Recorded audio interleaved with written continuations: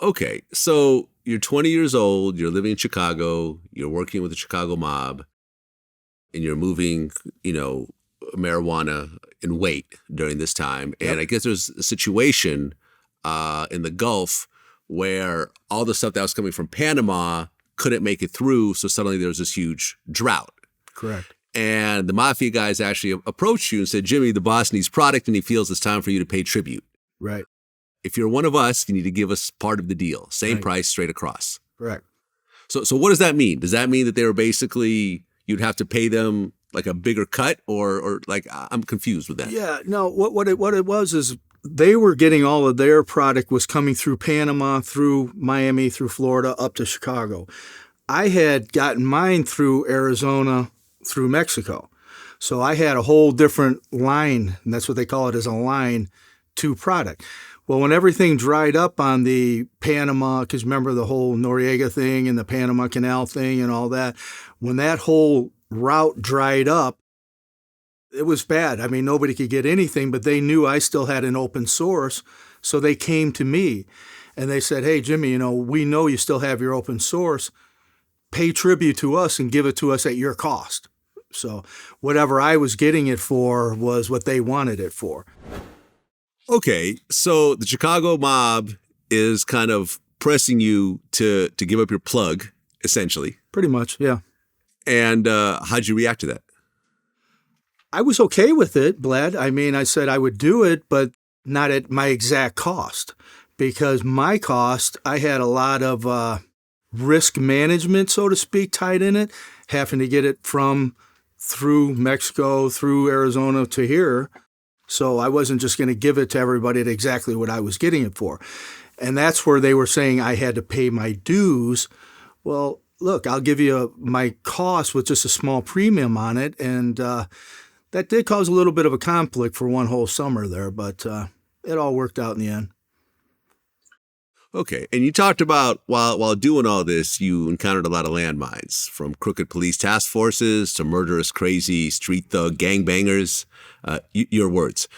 So, crooked police task forces. What exactly did that mean during that time?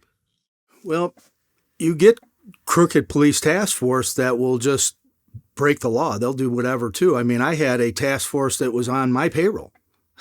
That I knew what I needed done, they would do it for me. And that was pretty much for all my life. Everybody thought it was affiliated to my dad, but it wasn't. It was a whole different task force. So if you get the wrong task force that wants to mess with you, you better hope you got a good task force that's on your side too. You know what I mean? Which I did have. So. Okay, and then the crazy street thug gangbangers, how you described it. What does that mean exactly? Well, as everybody knows, Chicago's got one of the highest crime rates in the whole entire nation. I mean, it is crazy. You get into the wrong parts of Chicago, it's a death trap. I mean, it's bad here in certain parts, and it's still that way to this day. So you would have groups that would want to try to rip you off or set you up for a bus to take you out of the game. But one thing that was very unique about me is I always had the respect of everybody. They really did not want to mess with me and my group, but you always had to be on guard for it. You would see a lot of landmines blowing up around you of different things happening. But like I said, a lot of people gave Jimmy a lot of respect. I got my respect in those days especially, and a lot of people just didn't mess with me, cops or bad guys. Okay, and at one point, you just couldn't get enough product, so you had to find a cartel connection. Correct. The demand was so great, it was unreal. I mean, the demand for everything was just off the charts, and we still had a nice amount coming in, but it wasn't able to suffice what the demand was. So I had to try to find somebody higher up the scale in the cartel, an actual cartel leader, to get to it. Okay, you're talking about the Mexican cartel? Yep. Okay, so how'd you end up hooking up with the cartel leader? Well, I went out, we had a ranch house out in Phoenix, and I would spend a lot of time out at the ranch, that's eventually where I ended up finishing my last 2 years of college too. But I would go out there and we'd spend a lot of time out there. and the lower level cartels that we were connected to would bring things up out of Mexico, and we'd put it into the place out at the ranch out there. So I was in a nightclub one night in Arizona, and I don't know which book you've read or not, but I can tell you're coming up with some references there. Do you remember Richie O'Reilly? I think so, yeah. Okay, Richie had introduced me to a guy in the club one night, and the guy and I hit it off, and we started getting close, and come to find out he was one of the main cartel guys out of Mexico. And he and I hit it off great, and so began a new whole business proposition with him. Okay, so now you have a cartel connection. Yep. What changed once you had an actual cartel connection as opposed to going through a middleman? Yeah, boy, I became the man in demand, I guess you would say. People, the mafia here in Chicago, the regular people that all wanted supply, weren't getting it. And now not only had I still kept a steady source, I had now escalated up to a real big source. So that made me the man of the hour, I guess you would say. You know what I mean? Where people came to me and my organization and said, hey, Jimmy, what do you got for us? Okay, what was the biggest shipment you ever got from the cartel? Marijuana-wise? Yeah. Well, we got picked up with a semi-full one time, and we ended up beating that case in trial, so we did get arrested on that one. There was a period in time, which is kind of interesting. They were shipping by FedEx 300, 400, 500 pounds of weed in a whole refrigerator-sized box, and I'd get 2 or 3 of those delivered to the doorstep of a drop house that we would have. We had 4 or 5 different drop houses where we would have product delivered to, and they would deliver it right to the doorstep. So that's one way. Nobody get the weed we got. Matter of fact, I was talking to an old friend just yesterday. He says, Jimmy, he goes, I remember when all the guys used to get around and they would bag up all the weed once it would come in from Mexico. He goes, I remember it like it was yesterday. So that was kind of cool. He brought that up, so. Well, I mean, weed is cool, but it's not as profitable as cocaine. Right. Or pills or other substances, and it's also a lot bigger and harder to pack and everything else like that. Why stick with weed as opposed to moving up to a more profitable substance? Yeah, never got into anything but weed and eventually blow. No pills, no this fentanyl crap that's around now or none of that stuff. But we had just grown up on the weed, right? And the weed was bulky, as you said. It was hard to get in. And eventually, like I said, when I got up in my upper 20s, that's when the cartel started saying, hey, you might want to consider getting kilos instead of truckloads. It's a lot easier to move.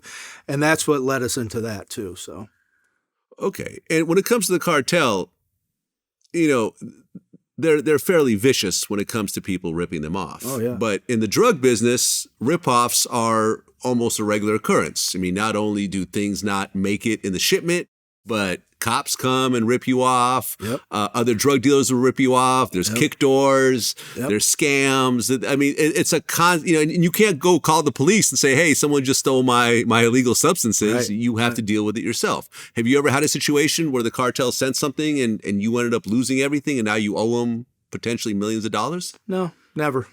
No, we had a very fail-proof system. The worst thing that ever happened was probably what you read about Richie, where he had pinched quite a bit out of one load that had came in, and I didn't even know he did it. And when I went down and was, I hung around with these guys down at the cartels. I'd stay at their big mansions down there, and we'd have, women galore parties, and we'd have big food parties, and everybody would have a good time. And he called me one night, and the cartel head guy, and he says, look, he goes, your guy clipped us. And I stuck up for him, didn't believe it. And he goes, well, we got him. So they had kidnapped him out of Arizona and took him down to Mexico, and they had him. They were going to kill him. So that would probably be the worst thing that ever happened. But yeah, nobody ever ripped me off, and I never ripped anybody off. I think that's why I lasted so long, because I was a fair guy. I ran a fair trade business.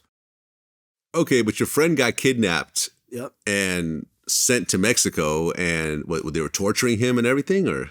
Yeah, they had him down there for about 3 days. They had beat him pretty bad and tortured him. Were making him smoke the pipe, saying, "Hey, you want to get dope here? Do all the dope you can get." And I was in bed with the girlfriend one night, and I got a call late at night, and it was the cartel guy, and he says, "Hey, look," as he said in his language, "We got your fucking friend down here, Jimmy, right now. This motherfucker ripped us off, man." He goes, "And I'm going to kill this dude tonight." And I says, "Hey, wait a second." I said, "What's going on?" He explained it to me. I said, "I'm going to get on a plane and come down there right now." So I flew to Tucson.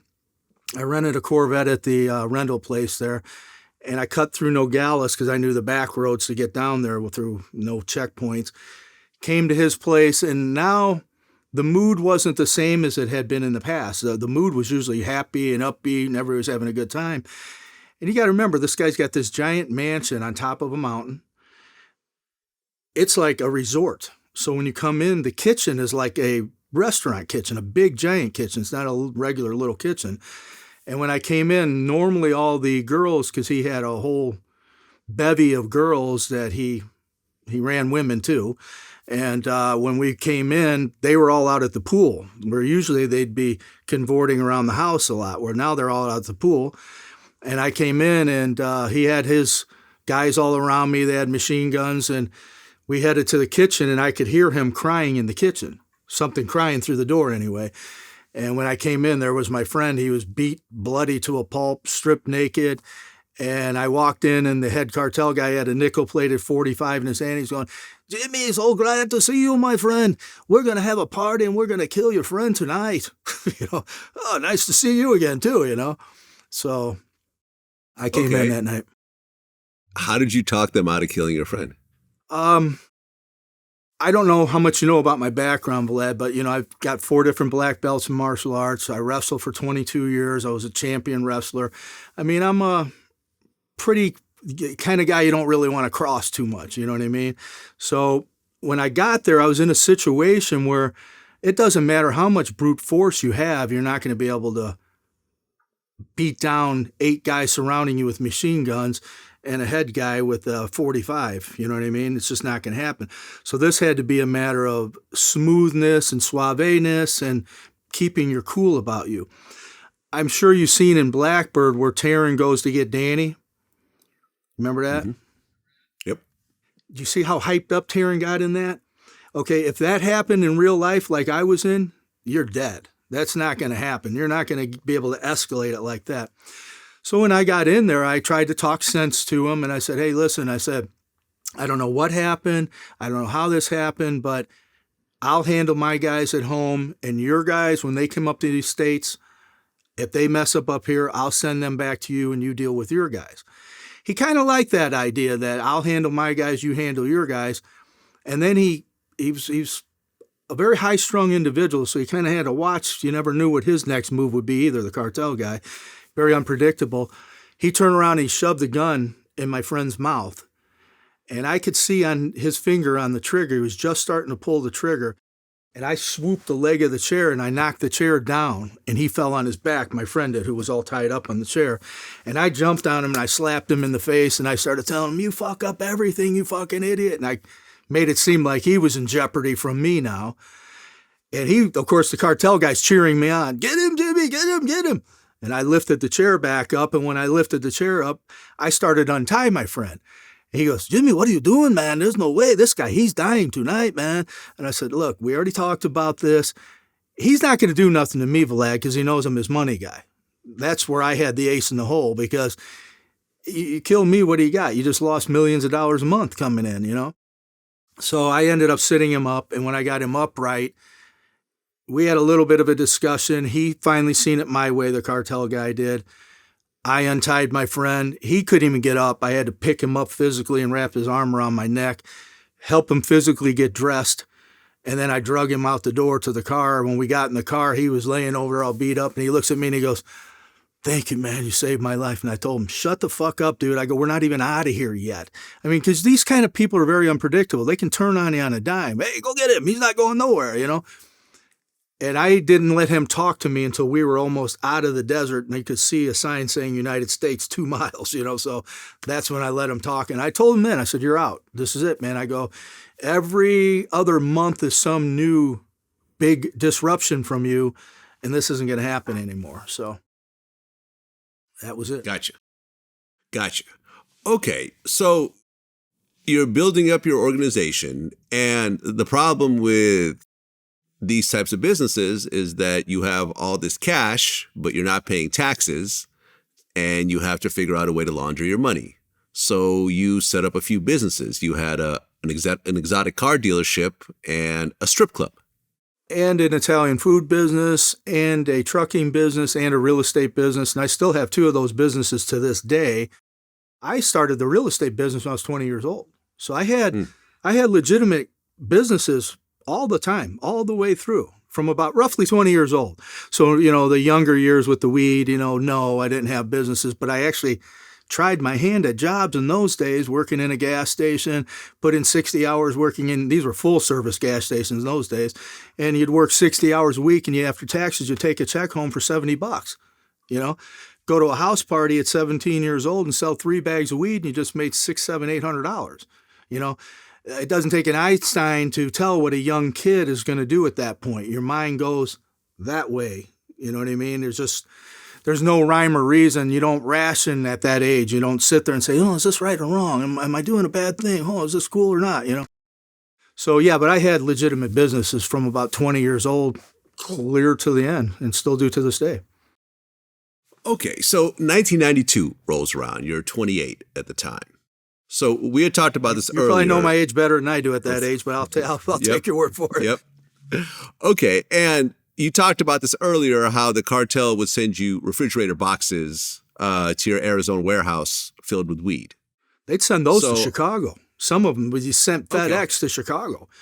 And we would have them drop houses in Chicago. And next thing you know, FedEx guy come up and deliver 4 or 5 big refrigerator-sized boxes, and he'd leave them sitting right on the porch. And we'd sit down the street with binoculars and watch it for, a day or two to make sure the coast was clear. And then we come in and get them, take them to our warehouse we had in Chicago then. Okay, but in 1992, there was this huge shipment that you guys were supposed to get. And I guess a commercial truck was going to deliver it. Right. And they stacked up the boxes and they left. And, you guys waited around to see if any cops are actually going to pick it up. Right. No cops showed up. So you guys went and picked it up. And as you're driving away, you looked in the rearview mirror and you noticed something. Well, what's even more unique about that is when we picked it up, look, the cops, you got to give them credit. They are slick. I mean, they really are. They had a van sitting in there, pulled in backwards, that had smoked out windows. And they were right there in the windows of the van watching us the whole time. So they had us pretty cold from the second we pulled up. So we loaded it into our trucks, took off, and we got probably about 10 miles away. I mean, they let us go pretty far. Where they made a big mistake, we were only about a mile from our warehouse. They should have let us get to the warehouse and get inside the warehouse and then raid us in the warehouse with the product open. Because where they messed up is when we were in traffic, I was watching my brother in the front truck and he had all the product in his truck. I was the spotter truck behind him. And I had to be 30 long-haired hippie kind of guys running up out of nowhere in a blizzard. It was a snowstorm outside. And they come running up out of nowhere. And I thought it was a hit. They were going to try to rob us for the stuff. And all of a sudden you could see a badge here and there flashing. And they surrounded my brother's truck. And then I seen a whole bunch of them coming up from behind my truck. And the next thing you know, I was surrounded. And it was a narc squad that had got us on that one. So. Okay. So what happened with this particular case? We got put in the county slammer. They tried to get us to cooperate. No luck. We had a great attorney at that time. He was, I shouldn't even say who he was because he's related to some very famous TV people. He's their cousin, right? And he used to be the state's attorney here in Chicago, and he was my get-out-of-jail-free guy. This guy had been my attorney all through my life, and he was the smoothest, slickest attorney I'd ever seen. And he says, Jimmy, he goes, look, he goes, they got nothing on you guys because you have to open these boxes up and know the contents. Let's say, Vlad, all of a sudden you get a ring at your doorbell and you go there and there's a box sitting at your doorbell, at your door. You don't know what it is, so you take it in. Naturally, you got a delivery, right? If a cop's come busting in 10 minutes later and you haven't opened that box, your defense is no knowledge of the contents. I don't know what's in the box. But now, let's say, Vlad, you've opened it, you got it all out, and you got scales out and you're bagging it up or anything, pretty hard to deny you don't know what it is then, right? You know what I mean? And that's why I say if they would have just let us get a little further to the warehouse, they would have got us at that stage. But they didn't. So we built up the no knowledge defense is what we did. So you ended up beating the case. Yeah, we beat the case. Yeah. Okay. Told them we were moving furniture for a girlfriend. Yep. Okay. I mean, some people would have said, hey, I just dodged a massive bullet. Yep. I'm out completely. I'm just going to take the money I have and go run a legitimate business. But you said, well, I haven't reached the mountaintop yet, so I'm just going to be smarter. Yeah, I went back to it. And you got to remember something.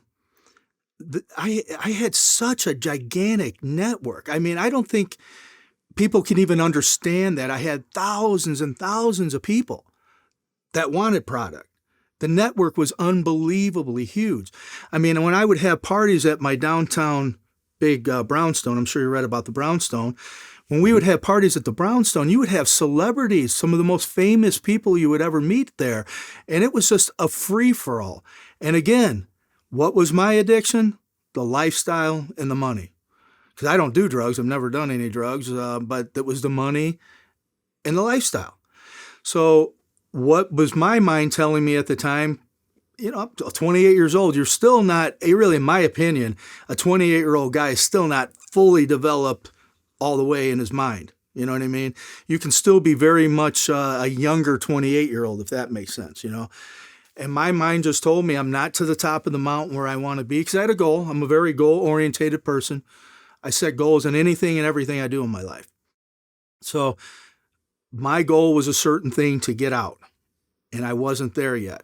And I thought I could fly under the radar and get away with it, and apparently that wasn't the case, you know. Was there a dollar amount that was in your head? Like, once I reach X dollars, I'm going to stop? Yeah, you know, I wanted 10 clear and free. 10 million clear and free with everything I owned, houses, businesses, everything paid off, and then 10 million put in the bank where it was seed money for the rest of my days. So that was my goal. And I was really close to it. I mean, I love my dad dearly, but had I not done so much stuff for him over the years, I would have had my goal and I would have gotten out of the whole thing, So, but the love of my dad was more important to me, and it still is to this day.